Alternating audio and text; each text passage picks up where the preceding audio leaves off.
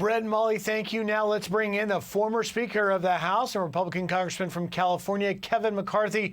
Mr. Speaker, thank you for coming in for us today. I understand you've had some conversations with officials in Israel. What can you tell us? I've been to Israel many times. I was just there in May for speaking at the Knesset for the 75th anniversary. President Herzog had just called me a couple days ago, but I was speaking today after this attack with their Speaker, Speaker Ohana.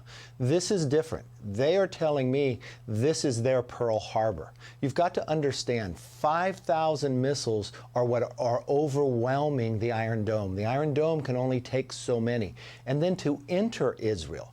This has not happened where a foreign has actually controlled land inside Israel since 1948. There are still a number of villages, I believe the latest of 7, where you're having street combat trying to win that land back. But the atrocities that have happened here, the killing of children, the kidnapping of children, of grandparents and others, this is well planned months in advance, and this could not. Hamas could not go forward without the approval of Iran. They would not have the resources for the missiles, for the weaponry, without Iran applying them. But now to have maybe a battle on the northern front as well, this is what the world has to understand. You cannot refrain from violence here. Israel has to take care of this situation, and it won't be 1 or 2 days. This is different than anything we have seen in 50 years, what is going on in Israel. And there's a reason for it. The shift in our administration to Iran in this new administration, the $6 billion. But I would also argue, when I was in Israel in May, my very first question was, why won't President Biden invite Prime Minister Bibi to America? He still hasn't invited him to the White House. He would only meet with him in New York. That sows real doubt inside the Middle East. And we were finally making further progress on the Abraham Accords, which the Trump administration able to do with Saudi Arabia. But think about our shift. With this new administration, President Biden picked a fight with Saudi Arabia that moved China in to bring Saudi Arabia closer to Iran. All of this has ramifications for the world. Foreign policy matters, appeasement fails, only strength, and we've watched that through history.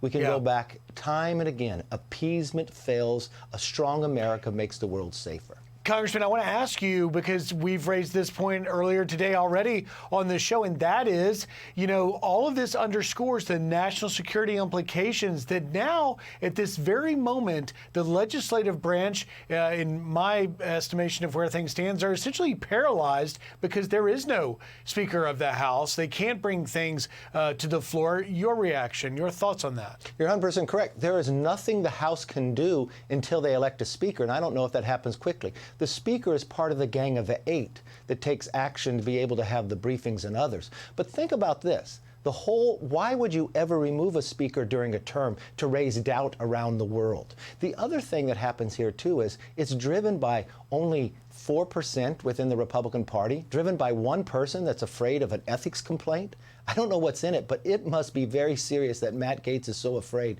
that he would put himself and his fear of what he has done over the protection of the nation. And for those Democrats all to join those 8 individuals after I just moved to keep government open, could you imagine, had I not done that our military not being paid right now, that our border would be wide open? Think about, you know this, Griff, you've been down there, the number of people we catch on the terrorist watch list coming across our border. This could shift to our country. But think if we were shut down right now, and to remove me based upon doing what's right, I will always stand to make sure I will give my job up to do what's right for this nation and make sure I fight for America.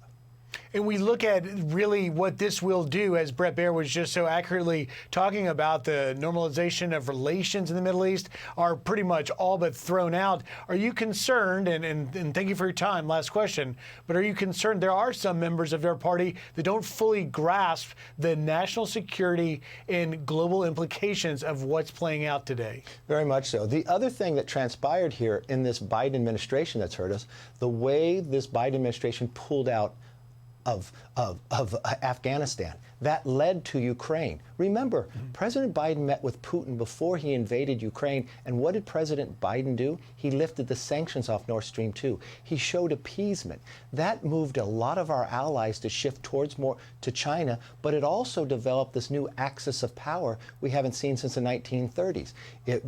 It's now China, Russia, North Korea, and Iran. And look what Iran is doing. All those countries want to expand their sphere of influence. China wants Taiwan. North Korea wants South. Putin wants to invade further the old Soviet Union, and Iran wants the Middle East, and they're using Hamas to do it today, and we're watching it. We better stand firmly with Israel and let them do what they need, and it may last longer than a week. Otherwise, they will not be safe, and the world will not either. I think you're right. I think we're in for a marathon, not a sprint, in the response you're going to get from Prime Minister Netanyahu. Former Speaker Kevin McCarthy, thank you for taking time and your insight. Thank you. Molly? Hey, it's Will Kane. Click here to subscribe to the Fox News channel on YouTube. It's the best way to get our latest interviews and highlights. And click to subscribe to the Will Kane podcast for full episodes right now.